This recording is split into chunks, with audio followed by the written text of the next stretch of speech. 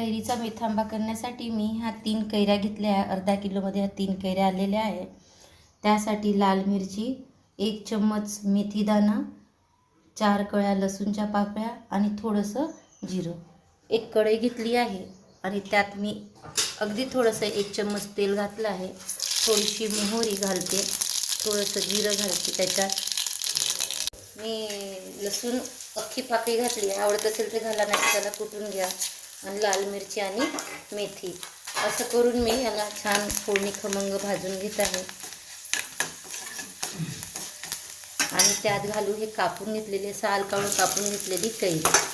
आता याच्यावरती एखादी झाकणी झाकून 2 मिनटं याला बारीक जाळावरती शिजू देऊया. आंब्यासाठी मी गुळाचा वापर करत आहे. आंब्यासाठी हे 4 बट्ट्या गुळ घेत आहे. अर्धा किलोला 1 पावच्या वर गुळ, कारण की आंबा फार आंबट नाही आहे, आंबट गुळ आहे.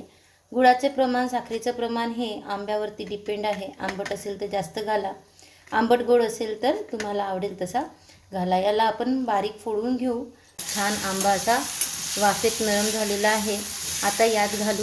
मी याला पोळी प्रयत्न करते की पूर्णच्या पूर्ण विरघळल्या पाहिजे, कारण की माझी मुलगी काय करते, नाही तर रसा खाऊन घेते आणि आंबा असा सोडून देते. त्यामुळे मी जेलीसारखं, जॅमसारखं करत आहे.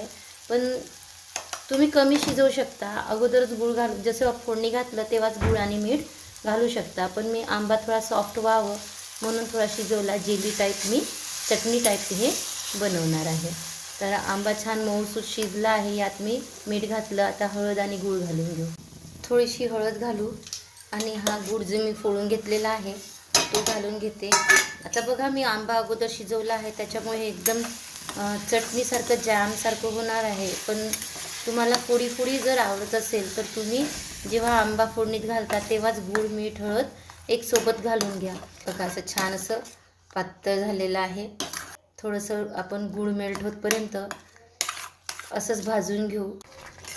बघा, पूर्णपणे गूळ मेल्ट झाला आणि याचा रंग बदललेला आहे. छान लालसर असा रंग आलेला आहे. आणखी तुम्हाला लाल रंग आवडत असेल तर थोडे मिरच्या कमी घाला आणि तुम्ही त्यात तिखट घालू शकता. असा हवा होता मला चटणी जेली टाईप, तसा तयार झालेला आहे. याला भाकर, पोळीसोबत, पराठ्यासोबत तुम्ही खाऊन एन्जॉय करू शकता.